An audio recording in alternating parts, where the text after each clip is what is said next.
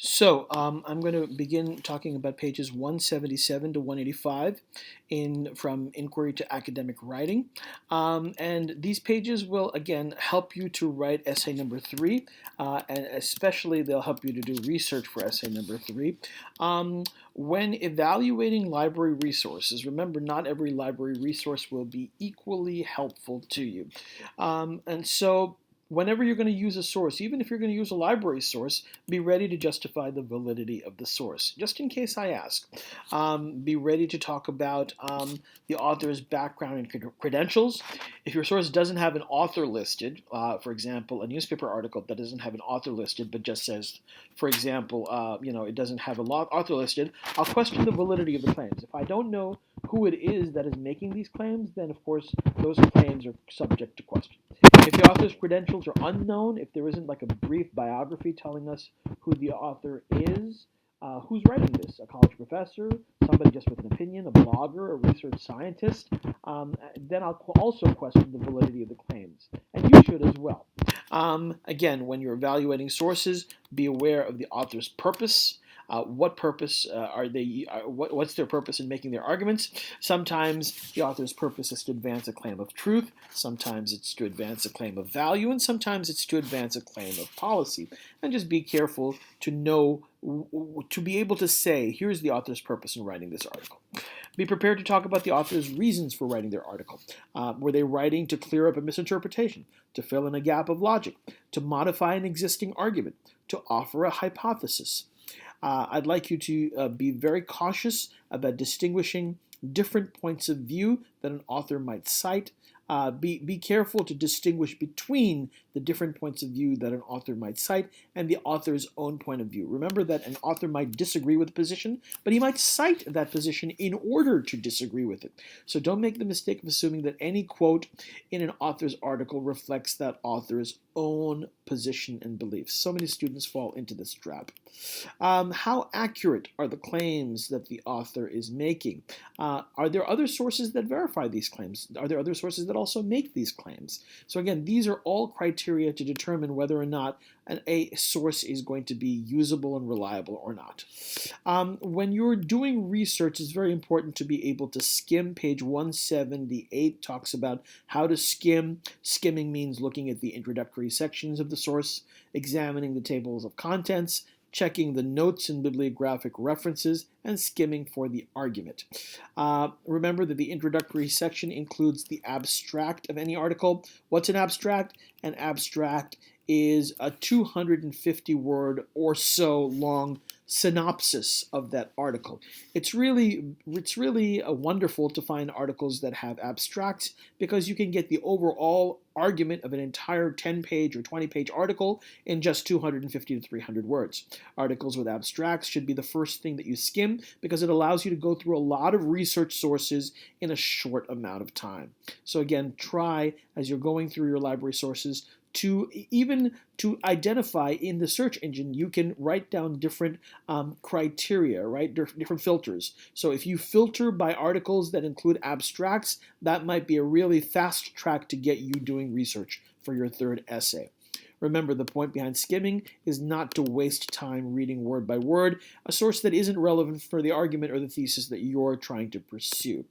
What else should you look for when you're skimming? Skim for the table of contents, skim for the notes or the bibliographic references, and also skim for the argument. Look at things like the chapter headings, the chapter titles, the headings, and the first sentence of every paragraph to determine the relevance of a book or article. Remember, you may need to skim through a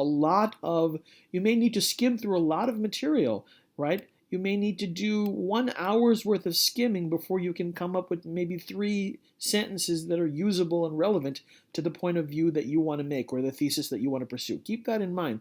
The ratio of research to writing is always large to small, right? You'll always spend much more time researching and relatively little of what you research will actually be used. But again, it's a process of weeding through a lot of material in order to find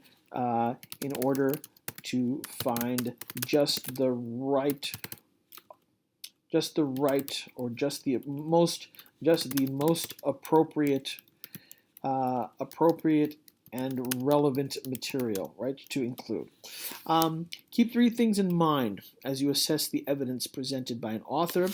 This is very, very important, guys. So, three things to keep in mind as you're assessing evidence. Has the author presented evidence that is recent? Is it out of date? Or how recent is it?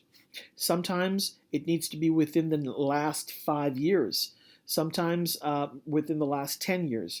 If it's related to something related to technology or to policy changes, technology changes very quickly. Policy changes can also happen, right? So sometimes, depending on what you're researching, recent can be 10 years ago, and sometimes recent means within the last year. So again, how recent is it? Is it relevant to what you're going to be writing about, and is it reliable? These three R's: recent, relevant, and reliable.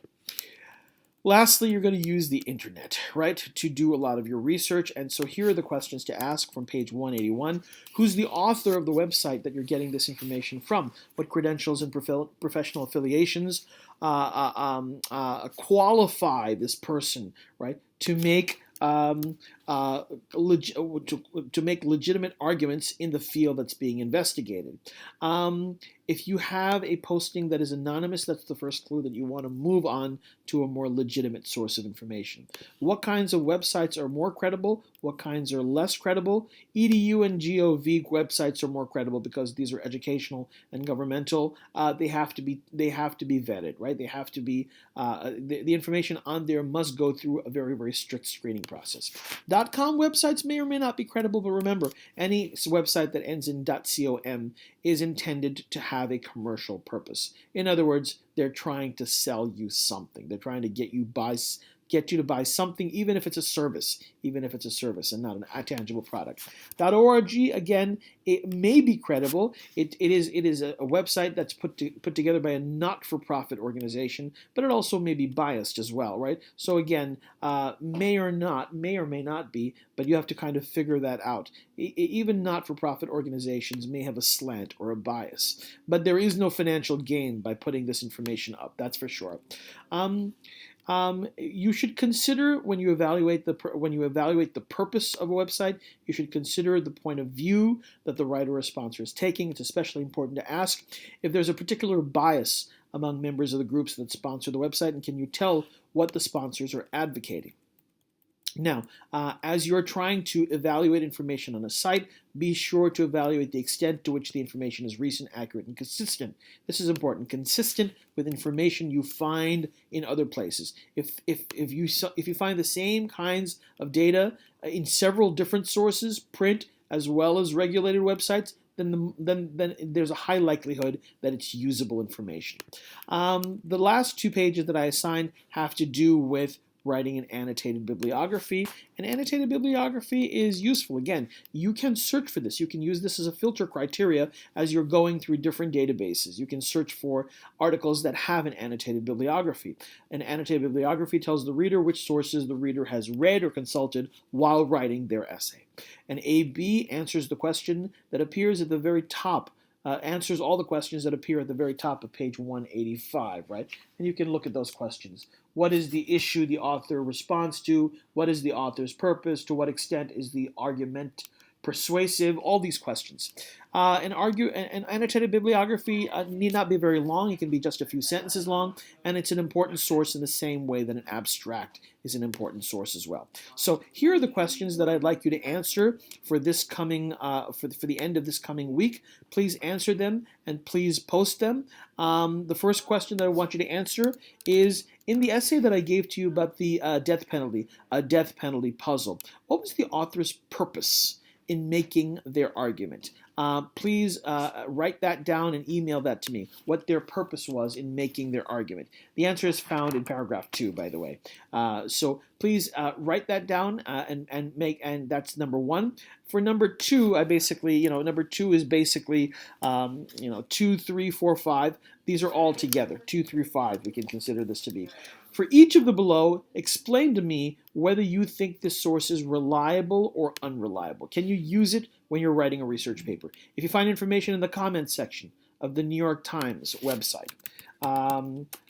right? When you go to NewYorkTimes.com and you go through an article, and at the end of the article there's a comment section.